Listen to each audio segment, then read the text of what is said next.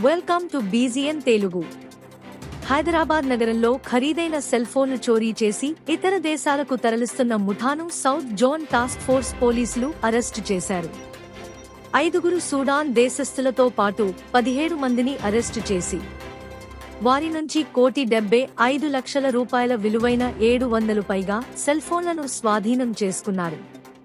చోరీ చేసిన ఫోన్లను ప్రత్యేక సాఫ్ట్వేర్తో అన్లాక్ చేసి సూడాన్లో విక్రయిస్తున్నట్టు పోలీసులు గుర్తించారు. హైదరాబాద్ సిపి కొత్తకోట శ్రీనివాస్ రెడ్డి వివరాలు ప్రకారం నడుచుకుంటూ వెళుతున్న వారిని టార్గెట్గా చేసుకుని మొబైల్ స్నాచింగ్ చేస్తున్నారు. కొన్ని సందర్భాల్లో మాటల్లో పెట్టి సెల్ ఫోన్లే కాకుండా నగదు చోరీ కూడా చేస్తున్నారని విచారణలో తెలిసిందన్నారు. రాత్రి 10 గంటల తరువాత ఈ మొబైల్ స్నాచింగ్ చేస్తున్నట్లు గుర్తించామన్నారు. 3 కమిషనరేట్లలో ఇలా మొబైల్ స్నాచింగ్ చేస్తున్నారని తెలిపారు.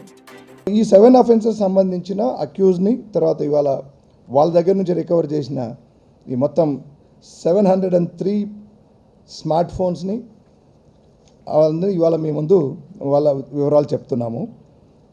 Total there are 12 + 5 17 accused involved in this particular episode. We still believe there are a couple of other modules also, cells, which are operating like this. We are working on it and we are very confident that we'll unearth it. It's not just, I told you it is international racket. So this particular racket, this particular organized crime is connected to Sudan. So the Sudanese are there. Out of the 17, there are 5 Sudanese illegal immigrants who are staying in Hyderabad, and these people are finally one of them who is the ultimate receiver is sending them to Sudan through ships, packing them in seafood tarvata inka other foods thermo dantlo frozen containers lo boxes lo pampistaru.